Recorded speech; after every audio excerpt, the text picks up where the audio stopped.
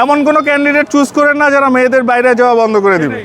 Barrister সাহেব, আপনারা এই এলাকায় এবার এমন কাউকে নির্বাচন করেন যাতে করে ইনশাল্লাহ সন্ত্রাস চাঁদাবাজি কিছু না থাকে, ভালো মানুষকে নির্বাচন করেন ইনশাল্লাহ।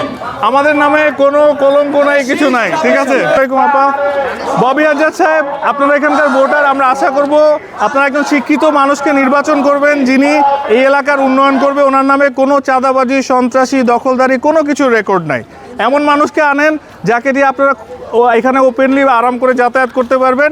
এমন কোনো ক্যান্ডিডেট চুজ করেন না যারা মেয়েদের বাইরে যাওয়া বন্ধ করে দিবে এই এলাকার। আচ্ছা, আমাদের ববি আজাদ সাহেবকে ভোট দিবেন, এমন মানুষ নির্বাচন করেন সবাই যাতে সুশৃঙ্খলভাবে চলাফেরা করতে পারে। উগ্রবাদী কাউকে আমরা চয়েস না করি যে মানুষ আরাম করে এই শহরে বের হতে এই এলাকাতে বের হতে পারবে না। এই এলাকাতে সন্ত্রাসী, চাঁদাবাজি অনেক সমস্যা আছে। একজন শিক্ষিত মানুষ, আমরা নতুন যে সংস্কারের কথা বলছি ওই রকম একজন মানুষ ববি আজাদ সাহেব, এবং মার্কা কি ধানের শীষ। কাজে ইনশাল্লাহ আপনারা ওনাকে নির্বাচন করেন যাতে করে আমরা একটা ভালো মোহাম্মদপুর উপহার দিতে পারি। আসসালামু আলাইকুম আপু, আমাদেরকে ধানের শীষ ভোট দিবেন।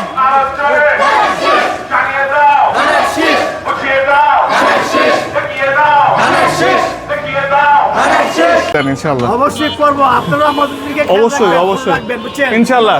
দেখেন আমরা তো ভালো লোক চাইতেছে, আমরা ইনশাল্লাহ অবশ্যই, আমরা তো এই এলাকায় আপনাদের জন্য শৃঙ্খলা চাই, শান্তি চাই। ইনশাল্লাহ কেউ ঝামেলা করুক, আপনারা দেখবেন ইনশাল্লাহ। আমাদের যেন দুইটা ডান হাত পেটে জুড়ে দেখবেন, আমরা আছি আপনাদের পিছে ইনশাল্লাহ। আমরা অবশ্যই সর্বোচ্চ চেষ্টা করব এবং আমরা আগের মতো করব না ইনশাল্লাহ। আপনারা পরে আমরা একসাথেই থাকবো, আমরা একসাথে থাকবো ইনশাআল্লাহ। এনডিএমের ব্যারিস্টার সাহেদ, আপনাদেরকে সালাম দিতে আসছি ববি আজাদ সাহেবের পক্ষ থেকে। আপনারা জানেন উনি কেমন মানুষ, কাজে এবার ইনশাআল্লাহ আমাদেরকে একটা সুযোগ করে দিবেন ধানের শীষের পক্ষে ভোট দিয়ে। আলহামদুলিল্লাহ। ববি আজাদ সাহেব উনি ধানের শীষে দাঁড়িয়েছেন, ওনার নামে কোনো চাঁদাবাজি, লুটতরাজ কোনো কিছুর কোনো একটা অভিযোগ বা দাগ নাই আল্লাহর রহমতে। এবং আমরা বলতে পারি ইনশাআল্লাহ এই এলাকায় উনি নির্বাচিত হয়ে আসলে এই এলাকার এত বছরের যে সমস্যা, সেই সমস্যাগুলোর অনেকটাই, আমি বলবো না যে 100% সমাধান 5 বছরে করে দিতে পারবো, কিন্তু আমরা সম্পূর্ণভাবে আমাদের পক্ষে যতটুকু সম্ভব আমরা ইনশাআল্লাহ চেষ্টা করব। কারণ আমরা গতবার দেখেছি যে গতবার ফ্যাসিবাদী শক্তি 15 বছর ধরে নিজেদের মতো চালিয়েছে, এবং আমরা যদি ওইটা আবার করি আমাদেরকেও 5 বছর পর ফেলে দিবে। কাজেই আমাদের কাজ করতে হবে মানুষের জন্য ইনশাআল্লাহ। তো একজন শিক্ষিত মানুষকে সুযোগ দেন যিনি এই এলাকার এবং সর্বোপরি দেশের জন্য ভালো হবে ইনশাআল্লাহ। একমাত্র স্মার্ট সিটি বসুন্ধরা, আধুনিকতায় এক ধাপ এগিয়ে। ভাই ভালো কাউকে ভোট দেন যিনি শিক্ষিত মানুষ, শিক্ষক মানুষ। আমরা এলাকার ইনশাআল্লাহ উন্নয়ন নিশ্চিত করব। আমি ব্যারিস্টার সাহেদ, আমি ওনার কেন্দ্রীয় সাংগঠনিক সম্পাদক। আমাদেরকে সুযোগ দেন, এখানে যে বাসায় যারা আছে একটু সবাইকে দিবেন, বলবেন ববি আজাদ সাহেব উনি একজন ভালো মানুষ, শিক্ষিত মানুষ, ওনার নামে কোনো দাগ নাই, উনি সন্ত্রাসী, চাঁদাবাজি, লুটতরাজ এগুলোর সাথে জড়িত না। এখানে অন্য যারা আছে প্রতিদ্বন্দ্বিতার, তাদের নামে অনেক বদনাম আছে, অনেক কিছু আছে, কিন্তু এই মানুষটা বিদেশে পড়াশোনা করে এসে পলিটিক্সে আসছেন দেশের ভালো কিছু করতে। কাজেই আপনারা ওনাকে ভোট দিবেন, দিয়ে এলাকার উন্নয়নের সুযোগ দিবেন আমাদেরকে ইনশাআল্লাহ। আমরা কিন্তু প্রত্যেকদিন বের হচ্ছি এবং দেখছি যে ববি আজাদ সাহেব এবং ধানের শীষের যে জনপ্রিয়তা, এটার সাথে আর কোনো মার্কা বলেন বা আর কোনো দল বলেন বা আর কোনো প্রার্থী বলেন, এটার কোনো কম্পেয়ার করার সুযোগই নাই। এখন আমি একটা জিনিস বলতে চাই, সেটা হলো আমরা একটা নতুন বাংলাদেশের কথা বলছিলাম এই জুলাই অগাস্টের রেভলিউশনের পর থেকে। সেই নতুন বাংলাদেশে আমরা কেমন প্রার্থী চাই? আমরা একজন শিক্ষিত প্রার্থী চাই যিনি বিদেশ থেকে পড়াশোনা করে এসেছেন এবং নিজের বিলাসবহুল জীবনযাপন ফেলে এই বাংলাদেশে গত 15 বছর ধরে রাজনীতি করছেন এবং নিজের দল, উনি প্রতিষ্ঠাতা চেয়ারম্যান এনডিএমের, উনি সবসময় এই দেশের মানুষের জন্য নিজের বিলাসিতা ত্যাগ করে, নিজের কমফোর্ট ত্যাগ করে লড়াই করেছেন। 24-এর এই যে আন্দোলনে গুলি খেয়েছেন, ওনাকে নিয়ে অনেক কথাবার্তা হচ্ছে উনি নাকি 24-এর আন্দোলনে ছিলেন। আরে ভাই, প্রাইভেট ইউনিভার্সিটির স্টুডেন্টদেরকে একতাবদ্ধ করলেন কে? ববি আজাদ সাহেব।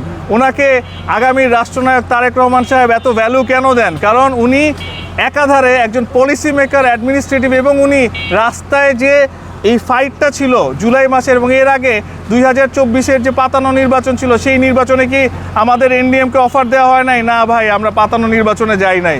উনি আজকে জোটের অন্যতম কাণ্ডারি হিসেবে এই এলাকায় জনাব তারেক রহমান সাহেব আমাদের আগামী রাষ্ট্রনায়ক, তার ম্যান্ডেট নিয়ে ধানের শীষের জন্য প্রচার করতে নেমেছেন এবং তার নামে আমরা অনেক কিছু শুনছি। তা আমি সবাইকে একটাই জবাব দিতে চাই, সেটা হলো আমরা যে নতুন বাংলাদেশের কথা বলছি, সেই নতুন বাংলাদেশ, সেই নতুন ঢাকা শহর এবং সেই নতুন মোহাম্মদপুর আদাবর এবং শেরেবাংলা নগরের জন্য ববি হাজ্জাজ সাহেবের কোনো বিকল্প নাই। উনি এখানে ইনশাল্লাহ এমন একটা মডেল এরিয়া বানাবেন যেখানে মানুষজন নির্বিঘ্নে চলাফেরা করতে পারবেন এবং মাদক, লুটতরাজ, চাঁদাবাজি, সন্ত্রাস এগুলোকে ইনশাল্লাহ আমরা কমিয়ে আনার জন্য সর্বাত্মক চেষ্টা করব।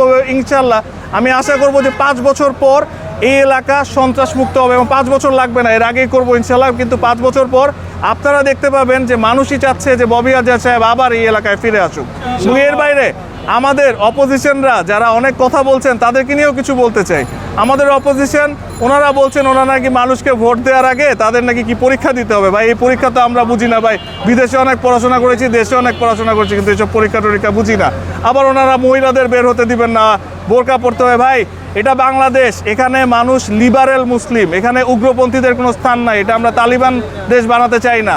আমরা চাই এখানে মানুষ স্বচ্ছন্দে চলাফেরা করবে। এখানে মুসলিম হোক, সুন্নি আমরা আছি, যারা শিয়া যারা আছেন, এখানে হিন্দু ভাইরা আছেন, আমাদের খ্রিস্টান ভাইরা আছেন, বৌদ্ধ ভাইরা আছেন, সবাই আমরা একসাথে একটা সুন্দর ঢাকা 13 গড়ে তুলব এবং সর্বোপরি একটা সুন্দর ঢাকা শহর এবং সর্বোপরি সুন্দর বাংলাদেশ গড়ে তুলতে চাই। এবং তার জন্য একটাই নাম, ঢাকা 13 জনাব ববি হাজ্জাজ, এবং একটাই মার্কা ধানের শীষ। ভোট দিবেন কিসে?